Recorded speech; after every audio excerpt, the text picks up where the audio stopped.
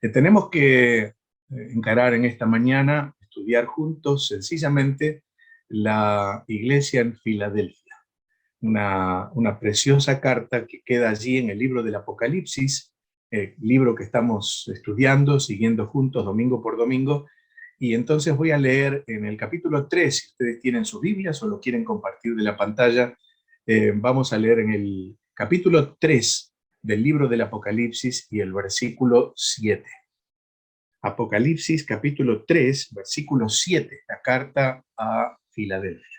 Dice así: escribe al ángel de la iglesia en Filadelfia. Esto dice el santo, el verdadero, el que tiene la llave de David, el que abre y ninguno cierra, y cierra y ninguno abre. Yo conozco tus obras. De aquí he puesto delante de ti una puerta abierta, la cual nadie puede cerrar. Porque aunque tienes poca fuerza, has guardado mi palabra y no has negado mi nombre. He aquí yo entrego de la sinagoga de Satanás a los que se dicen ser judíos y no lo son, sino que mienten. He aquí yo haré que vengan y se postren a tus pies y reconozcan que yo te he amado. Por cuanto has guardado la palabra de mi paciencia, yo también te guardaré de la hora de prueba que ha de venir sobre el mundo entero para probar a los que moran sobre la tierra. Y aquí yo vengo pronto. Retén lo que tienes para que ninguno tome tu corona. Al que venciere, yo lo haré columna en el templo de mi Dios y nunca más saldrá de allí. Y escribiré sobre él el nombre de mi Dios y el nombre de la ciudad de mi Dios y mi nombre nuevo. El que tiene oído, oiga lo que el Espíritu dice a las iglesias. Dentro de el cuadro general de los mensajes a las 7 iglesias del Apocalipsis, en Filadelfia, junto con Esmirna, tienen algo en común, algo particular. Son las únicas 2 iglesias a las cuales el Señor no tiene nada para reprochar.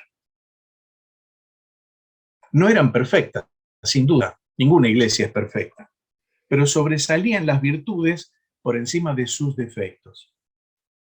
Y el Señor, el gran pastor de las ovejas, el gran pastor de las iglesias, que es muy compasivo, que es muy misericordioso, pondera entonces sus buenas cualidades.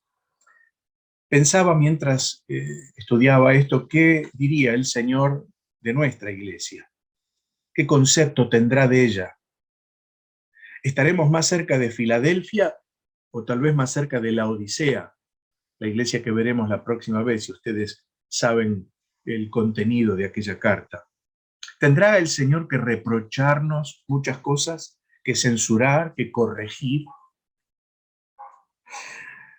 Bueno, que el estudio tan sencillo y tan sintético, esto daría para tanto más, pero nos ayude a meditar, a pensar en lo que el Señor dice en su palabra, porque la iglesia lo componen los miembros, los que somos miembros de la iglesia.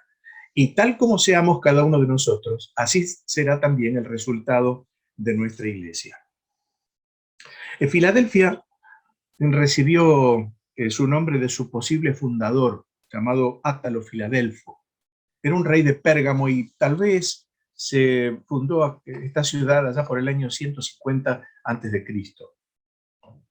La palabra Filadelfia significa amor fraternal o amor entre hermanos. Tiene que ver con justamente el afecto, el amor que sentían este rey, Átalo Filadelfo, de su hermano llamado Eumenes.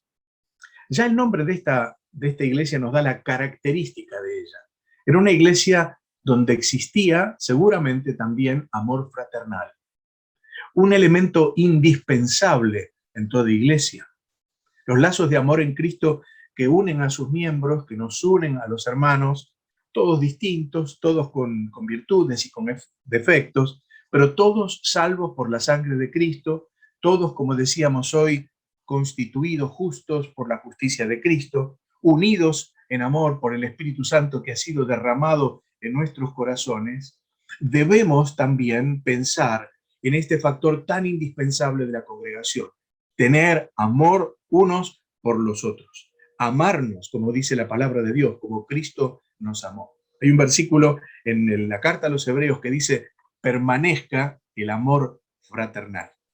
Y así debe ser, es decir, no dejar de amarnos unos a otros. Bueno, allí está la iglesia en Filadelfia, una de las 7 iglesias que ustedes ven allí en el mapa. Probablemente Filadelfia es una ciudad pequeña y ha quedado poco de aquel tiempo, pero las ruinas que se ven atestiguan de la veracidad de la palabra de Dios. Evidentemente, la ciudad de Filadelfia hoy existe todavía, con otro nombre, Alan Seir, pero de todos modos, la idea es que cuando uno fuera a esa región encontraría las ruinas de la ciudad de Filadelfia, donde estuvo esta preciosa iglesia. Filadelfia se encuentra ubicada en una región volcánica llamada justamente Tierra Quemada, a raíz de la lava que vertían los volcanes. En el paso también de una falla geológica. Esa actividad volcánica ayudaba a que la tierra fuera muy fértil. Eso sucede, especialmente para el cuidado de los viñedos. Filadelfia era muy recordada, muy ponderada por la calidad de sus vinos. Por otro lado, esa característica geológica que tenía Filadelfia obligó a evacuar la ciudad más de una vez. Por 2 veces los terremotos destruyeron la ciudad, luego fue reedificada.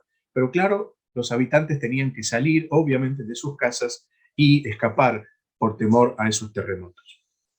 Era conocida Filadelfia como la pequeña Atenas, y esto a raíz de la cantidad de templos que había para los dioses de los griegos. El principal de esos dioses se dice en la historia que era Dionisio, también llamado Baco, uno en el nombre griego y el otro en el romano, pero Baco justamente era el dios del placer, el dios de las fiestas, de las orgías, del vino. Justamente las fiestas de Baco todavía se mencionan hoy como las bacanales. Eran verdaderas orgías donde, por supuesto, pasaba todo lo que podemos imaginar que pasaba. Pero también en aquella ciudad había un grupo de judíos, una colonia de judíos, congregados en una sinagoga que la palabra de Dios le llama la sinagoga de Satanás. Ahora, Filadelfia de todos modos se le llamaba también la puerta al oriente, y eso porque era un punto clave entre el tránsito de Roma hacia las ciudades, las regiones del este del Imperio Romano. Y por eso el Señor también la llama, como leímos nosotros, la iglesia de la puerta abierta. La misión de aquella iglesia no era, como en el caso de Roma, trasladar la cultura o la política, etcétera, sino trasladar, hacer conocer el mensaje del Evangelio. Bueno, en esta mañana brevemente, muy brevemente, quiero ver con ustedes algunas cosas. Y quiero ver, como en todas las iglesias, la presentación de Jesucristo, la iglesia y sus características, la recomendación del Señor y finalmente las promesas a los vencedores.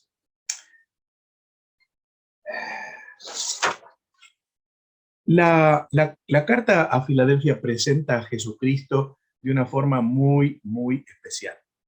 El mismo Señor allí se presenta con 3 títulos. Y los 3 títulos son el Santo, el Verdadero y el Soberano. El que tiene la llave de David, el que abre y ninguno cierra, y cierra y ninguno abre. Santo. En medio de aquel ambiente de corrupción de la ciudad de Filadelfia, el Señor se presenta como el Santo. Este era uno de los títulos que se daba al Dios del Antiguo Testamento, a Dios en el Antiguo Testamento. ¿Recuerdan cuando lo oyó Isaías en aquella preciosa visión de Isaías capítulo 6, donde oyó el cántico de los serafines diciendo: Santo, Santo, Santo, Jehová de los ejércitos, toda la tierra está llena de su gloria? Ese mismo título es el que ostenta el Señor Jesucristo, lo cual indica obviamente su perfecta y absoluta deidad. Hasta los demonios dijeron una vez al Señor: sabemos quién eres, el Santo de Dios.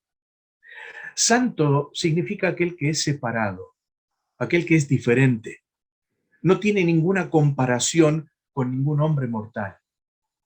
Cuando el ángel anunció a María el nacimiento del Señor Jesucristo, dijo aquellas palabras tan conocidas. Nuestra Biblia dice: el santo ser que nacerá de ti será llamado Hijo del Altísimo. Santo ser, o mejor, lo santo que nacerá de ti.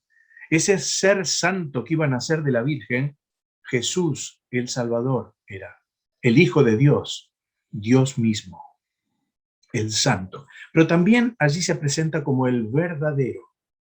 Dice el verdadero. El término que utiliza aquí en griego significa el que es real, el que es auténtico, el que es digno de toda confianza. Bueno, así es el Señor. Él es la realidad misma, la verdad. Jesús mismo dijo: yo soy el camino y la verdad y la vida. No una verdad. Cristo no es una alternativa. Cristo es la verdad, no hay otra. El mensaje del Evangelio es este: no hay otro nombre debajo del cielo dado a los hombres en quien podamos ser salvos. Y si en esta mañana hay en medio de nosotros aquellos que todavía no conocen a Cristo como Salvador, déjenme decirle: Cristo no es una alternativa a una religión, a una creencia, a una fe cualquiera. Cristo es la realidad, el único Salvador, y a menos que te refugies en Él y creas en Él como tu único y suficiente Salvador, con arrepentimiento de tus pecados, pidiéndole que salve tu vida, no tendrás nunca jamás salvación, porque no hay otro nombre debajo del cielo dado a los hombres en quien podamos ser salvos. Hay un dicho que dice: cualquier camino nos lleva a Roma, cualquier religión nos lleva a Dios. En ninguna manera.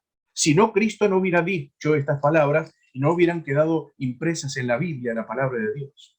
Yo soy la verdad, no una verdad, la verdad, el camino y la vida.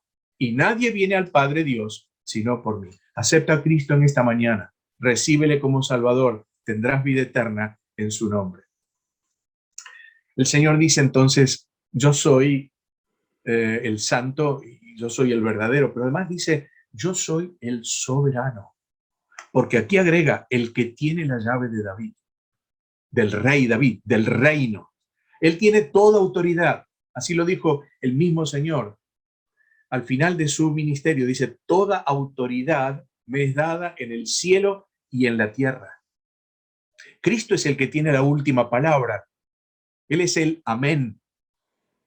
No hay otro antes, ni habrá otro después. Yo soy, dijo el Señor, el alfa y la omega, la primera letra y la última del alfabeto griego. Eso quiere decir el principio y el fin. Y esto lo dice el Señor. Este último título del que tiene la llave de David viene del Antiguo Testamento. Si uno leyera en Isaías capítulo 22, versículo 22, allí está un mayordomo que tenía el rey Ezequías. Ese mayordomo se llamaba Eliaquim. Y Eliaquim, dice la Escritura, dice la palabra de Dios, dice: pondré la llave de la casa de David sobre su hombro, y abrirá y nadie cerrará, y cerrará y nadie abrirá. Juan, el apóstol, el escritor de Apocalipsis, recoge esta imagen del Antiguo Testamento y la aplica al Señor Jesucristo, al Hijo de David, al Rey de Reyes y Señor de Señores. Él y solo Él tiene las llaves del reino de Dios. Y cuando Él abre, no hay en el cielo ni en la tierra nadie que cierre. Y cuando Él cierra, no existe nadie que pueda abrir. El absoluto Señor, el Señor de señores, el soberano de los siglos y de la historia. Ese glorioso Señor es el Señor de la iglesia, de nuestra iglesia. Es tu Señor y mi Señor. A Él sea toda la gloria. Segunda cosa es la iglesia y sus características. Están los versículos 8 y 9. Y dice allí el Señor, como a las otras iglesias, dice, yo conozco tus obras. En otras palabras, yo te conozco íntimamente. Cristo es el Dios omnisciente que todo lo sabe y nos conoce profundamente a cada uno de nosotros y a cada iglesia. Conoce tu vida, tus pensamientos, tu interior, tus intenciones. Conoce tu futuro también. Y nos conoce mejor de lo que nosotros a nosotros mismos.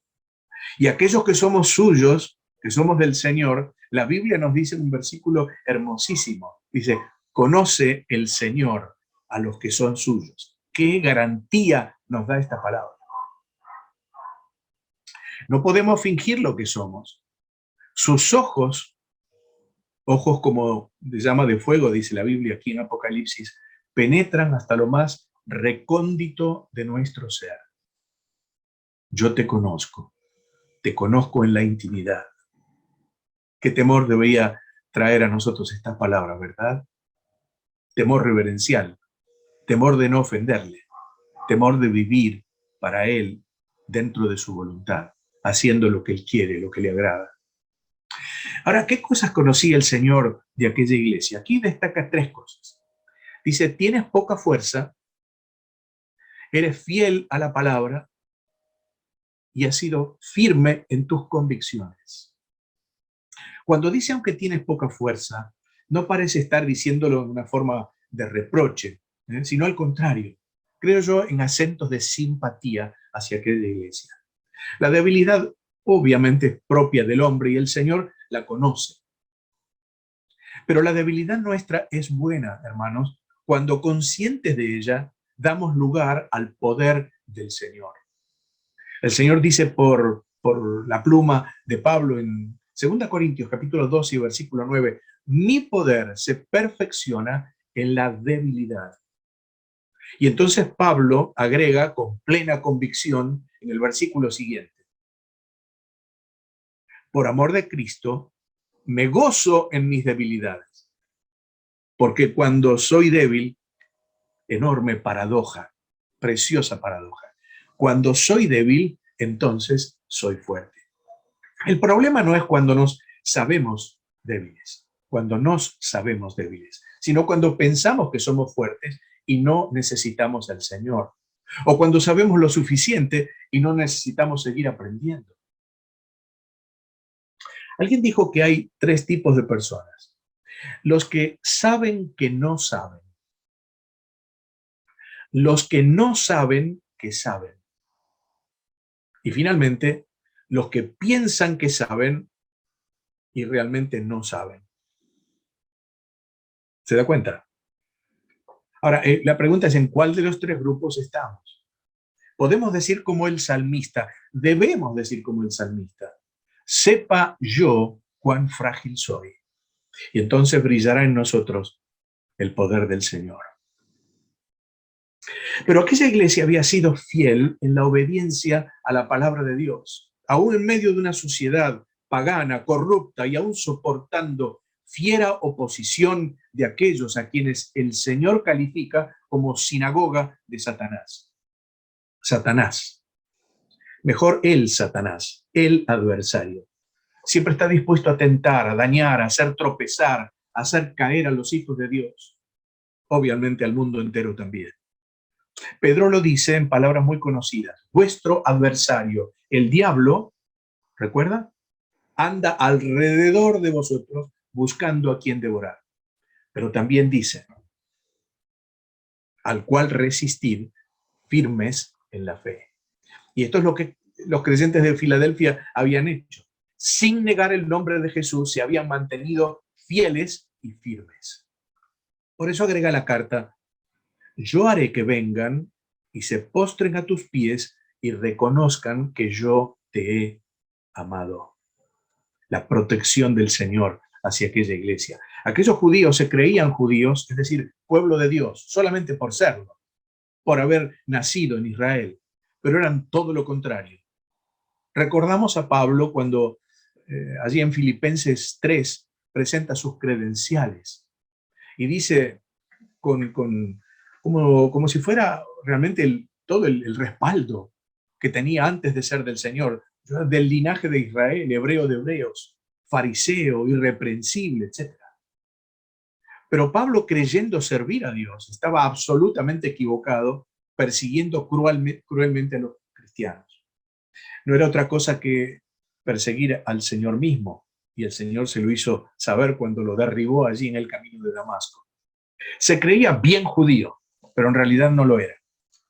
Por eso Pablo escribe y dice, no es judío el que lo es exteriormente, ni es la circuncisión la que se hace exteriormente en la carne, sino que es judío el que lo es en lo interior.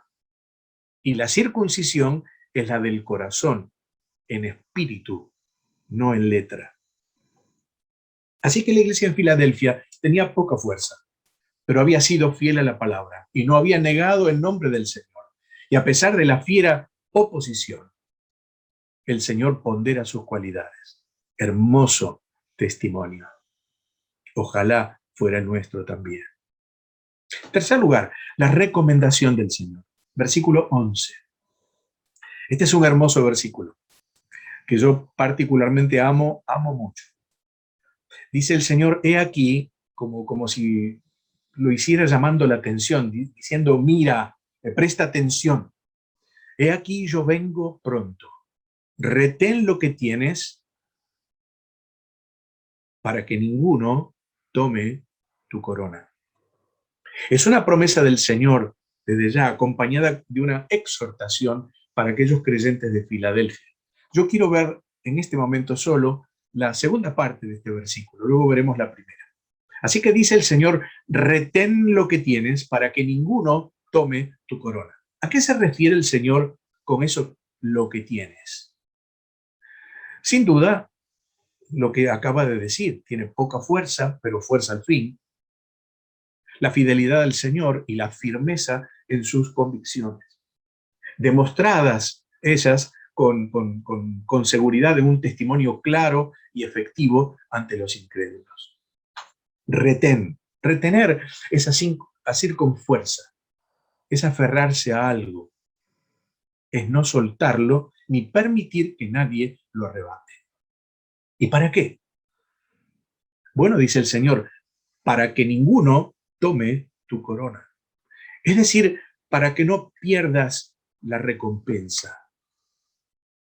En el capítulo 22 de Apocalipsis, versículo 12, el Señor dice estas palabras. Miren, otra vez, tengan en cuenta. Vengo pronto y mi galardón conmigo para recompensar a cada uno según sea su obra.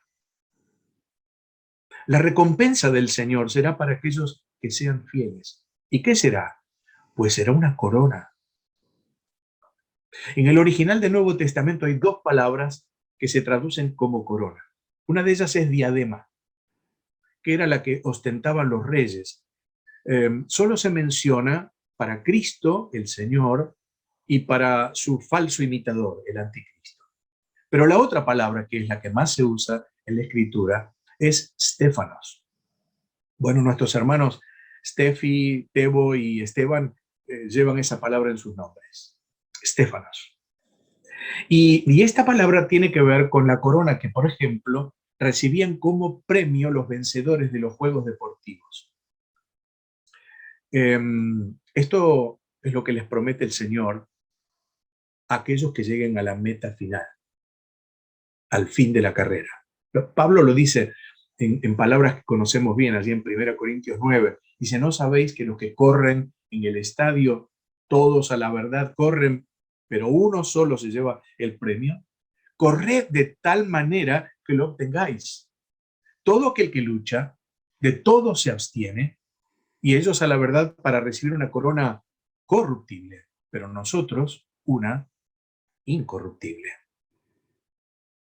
Hermanos, el problema es que se pierda esa corona, que alguien sea descalificado, no para perder la salvación, pero sí para perder el premio.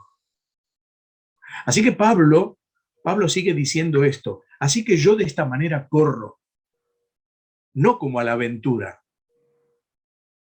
De esta manera peleo, no como quien golpea al aire, sino que golpeo mi cuerpo y lo pongo en servidumbre. Es decir, en otras palabras, vivo con mucha disciplina y trato de dominarme a mí mismo. Y agrega, no sea que, habiendo sido heraldo para otros, yo mismo venga a ser eliminado. La pregunta es esta, ¿se puede perder la corona? Sí se puede. Alguien dijo esto muy sabiamente, nadie puede robarnos la corona que nos pertenece, pero podemos perderla nosotros mismos, como Esaú perdió su lugar ante Jacob, como Rubén ante Judá, o como Saúl ante David. Servir a Dios es un alto privilegio, pero un privilegio que se retira y se otorga a otro cuando el hombre, la mujer, deja de cumplir su tarea. Un día en la presencia del Señor, hermanos queridos, estaremos usted y yo, vos y yo, frente al tribunal de Cristo. Solemne verdad. Y allí serán probadas nuestras obras. Allí veremos el resultado de nuestra vida. Si hemos sido fieles a todo aquello que el Señor encomendó en nuestras manos o hemos perdido el tiempo. Tal vez dedicados a vivir para lo terrenal, para lo pasajero, para nosotros mismos, olvidando que hemos sido salvados con un eterno propósito. Hermano, hermana, meditemos esto con seriedad, mientras tenemos tiempo. La pregunta que te hago en esta mañana, ¿estás seguro de recibir tu corona? ¿Cómo estamos corriendo la carrera? ¿Cómo estamos lidiando en la lucha? Que podamos llegar al final y decir como el apóstol también dijo, he peleado la buena batalla, he acabado la carrera, he guardado la fe, como los de Filadelfia. Por lo demás me está guardada la corona de justicia, la cual me dará el Señor, juez justo en aquel día. Y miren lo que dice. Y no solo a mí, sino también a todos los que aman su venida. En cuarto lugar, las promesas del Señor. Versículos 8, 10, 12 y terminando con el 13. Nos gustan las promesas, sin duda. Nos gustan las promesas del Señor. Nos aferramos a ellas y son consuelo y fortaleza para nuestra vida. Y qué bien que sea así. Cantamos tantas veces todas las promesas del Señor.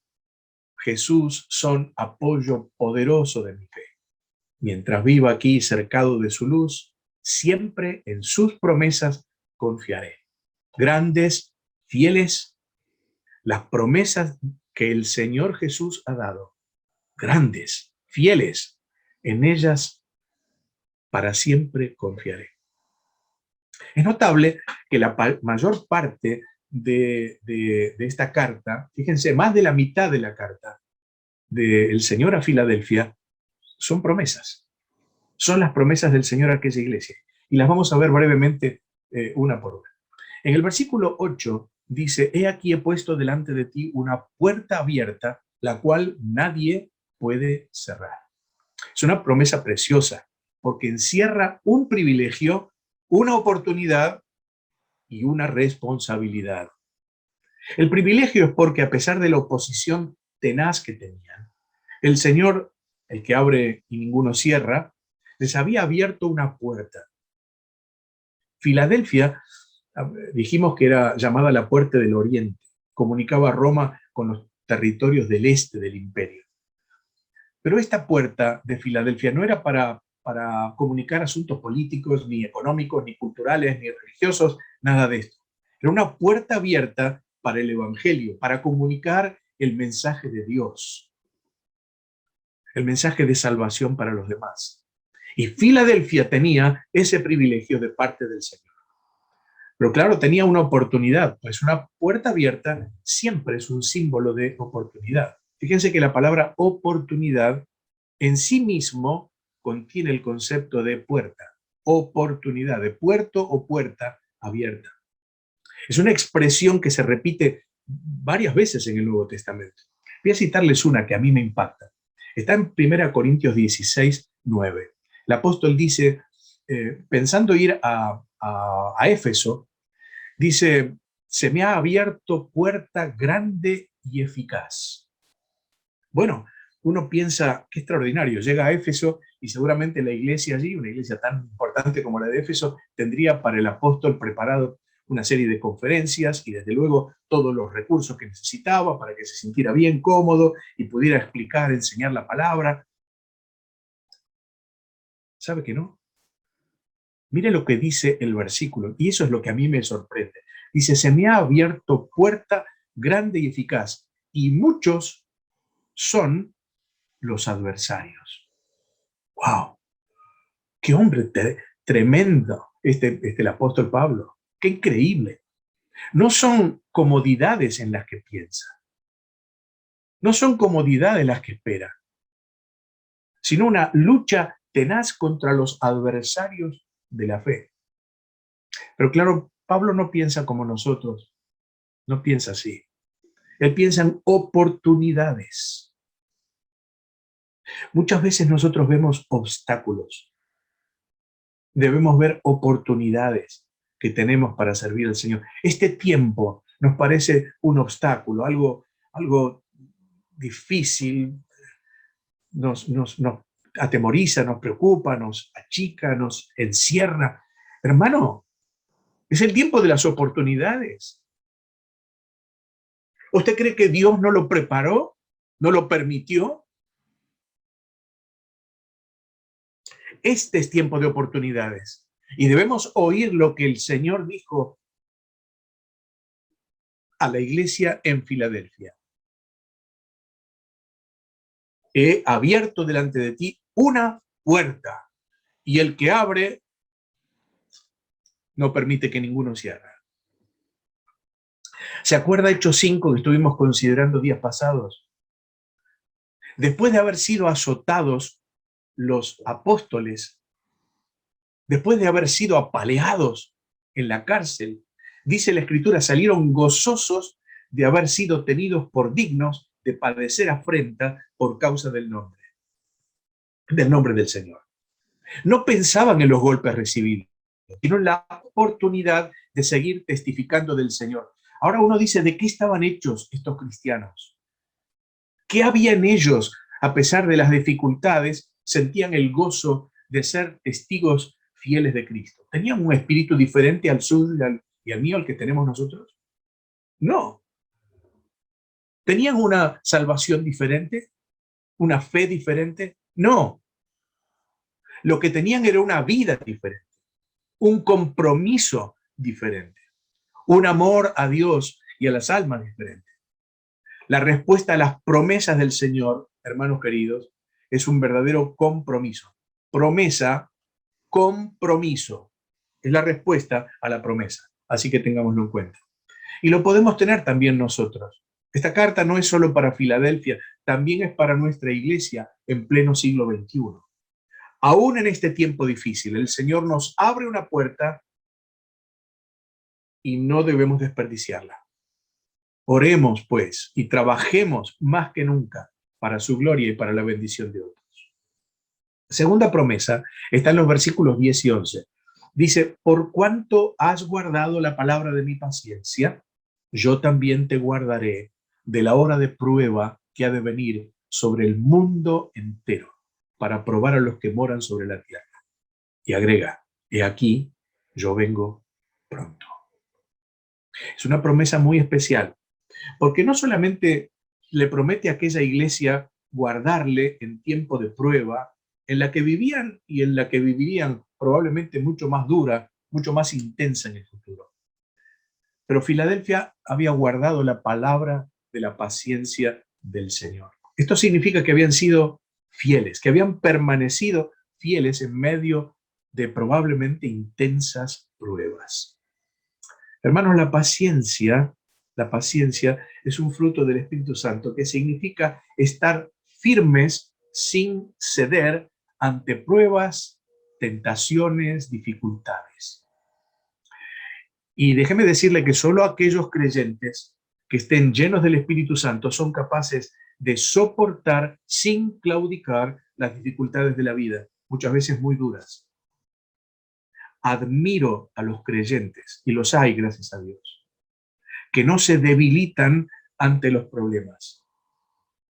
Hay algunos que ante la menor dificultad, la menor prueba, se abaten, se alejan y hasta llegan a enojarse, lo pongo entre comillas, con Dios.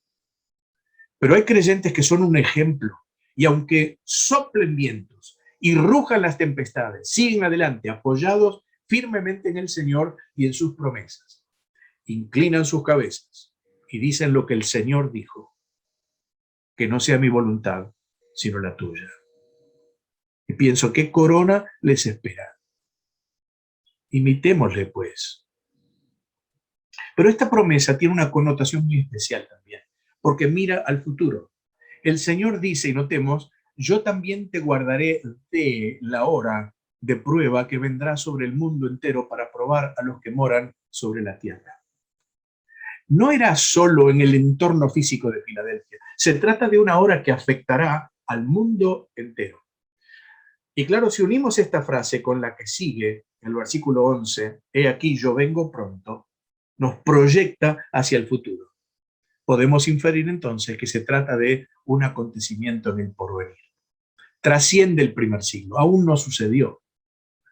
Y es esa hora, esta que menciona aquí, aciaga, terrible, insospechable, por la que pasará el mundo cuando después que el Señor venga a buscar a su iglesia, a usted y a mí, querido hermano, querida hermana, comience lo que la Biblia llama la grande tribulación. Será un tiempo en el cual el mundo entero sufrirá bajo el imperio del anticristo. Toda la Biblia habla de esto en profecía, tanto en el Antiguo Testamento como en el Nuevo Testamento. Pero lo maravilloso de esto es la frase del Señor. Yo te guardaré de la hora de prueba. No dice en, durante, sino de la hora de prueba.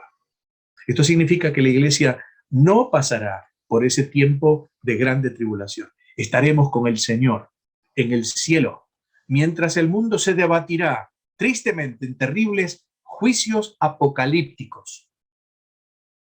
Los veremos un poco más adelante al estudiar este precioso libro. Bueno, termino. La última de las promesas es finalmente en el versículo 12.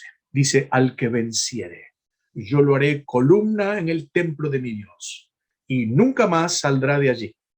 Y escribiré sobre él el nombre de mi Dios y el nombre de la ciudad de mi Dios, la nueva Jerusalén, la cual desciende del cielo de mi Dios, y mi nombre nuevo. Columna en el templo de mi Dios.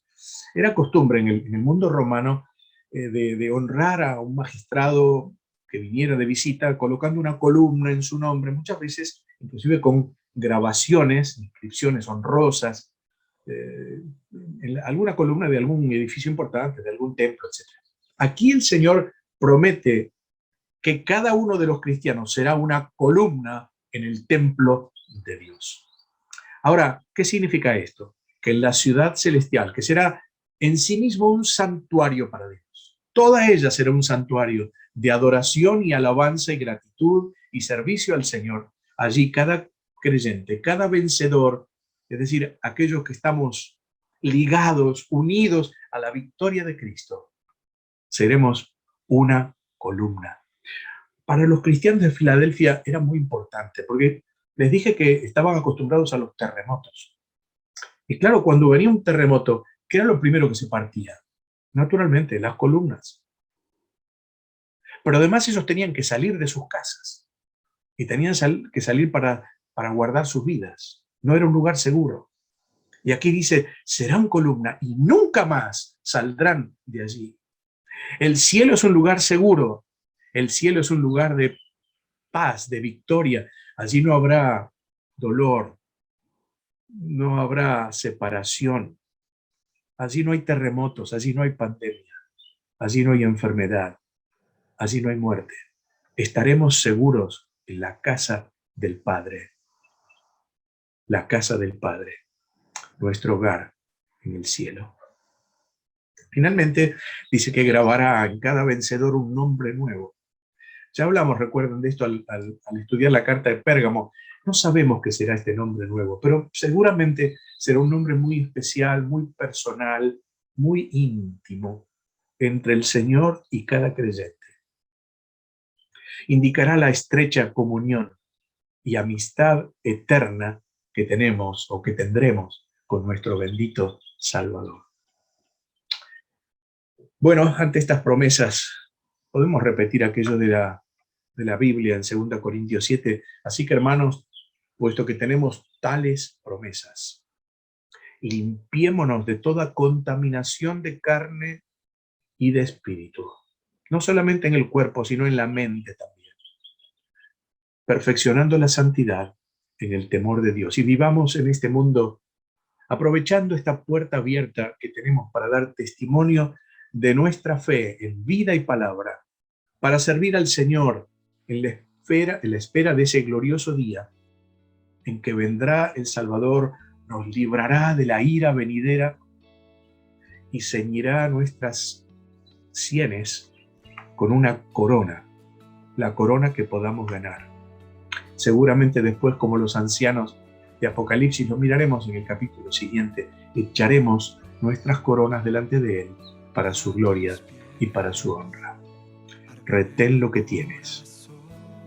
Retén lo que tienes, para que nadie tome tu corona.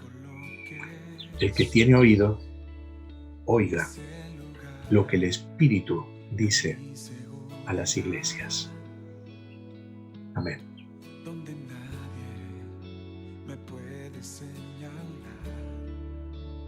me perdonaste, me acercaste a tu presencia, me levantaste, hoy me postro a adorarte. No hay lugar más alto, más grande que estar a tus pies, que estar a tus pies. No hay lugar más alto, más grande que estar a tus pies, que estar a tus pies. Cristina de Clario.